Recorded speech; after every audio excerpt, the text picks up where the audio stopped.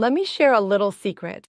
The so-called perfect orgasm you see described in movies or whispered about in casual conversations is often more myth than reality.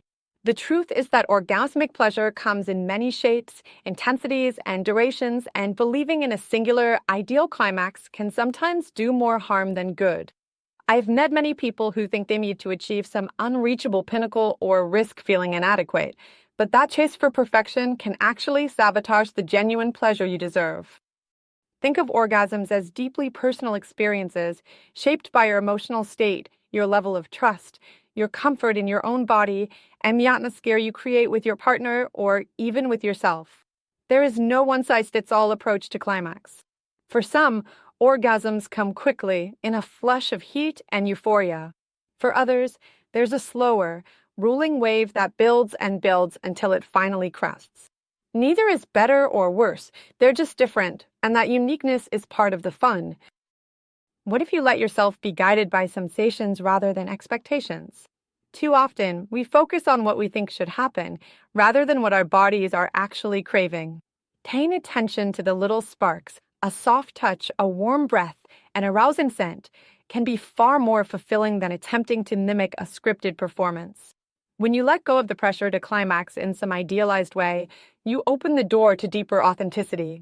Your body recognizes freedom, and pleasure rises in an organic, exciting manner. And what about those nights when an orgasm doesn't happen at all? There is no shame in that.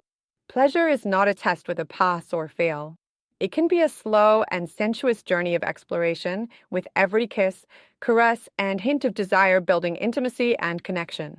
Sometimes, simply sharing that closeness is enough to release tension and feel deeply satisfied, even if you never reach a dramatic finale. Communication plays a key role in this. If you have a partner, speaking openly about what lights up your senses can turn an ordinary night into something extraordinary. Let them know you love gentle pressure here or slow circles there. Ask about what they want, too. Desire should be playful and personal, never choreographed or forced. The more you exchange honest feelings and fantasies, the more secure you become in exploring new paths to ecstasy. Consider, too, the way your own self-judgment creeps in. Let go of the question, "Am I doing it right?" and replace it with, "Am I enjoying this moment?" That shift changes everything. It brings you back to your body, to your warmth, to every subtle sensation that teases you toward bliss. Your orgasm doesn't have to be wowed or earth-shattering to be real. Sometimes, a gentle sigh or shiver can be just as fulfilling as a spectacular scream. So when you hear about the perfect orgasm, remember that no such standard exists. You get to define what perfection feels like. If it's fleeting tonight, that's all right. If it's volcanic tomorrow, that's wonderful.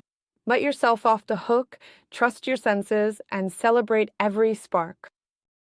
I hope this conversation has encouraged you to release the idea of chasing a single ideal and instead sink into the real wonder of your own body's capacity for pleasure. If you enjoyed this talk, share your thoughts below and consider subscribing. Let's keep shining a light on these intimate truths together. Until we meet again, remember that the greatest gift you can give yourself is the permission to feel and to explore, without judgment, every sweet moment of discovery. Take care, my loves.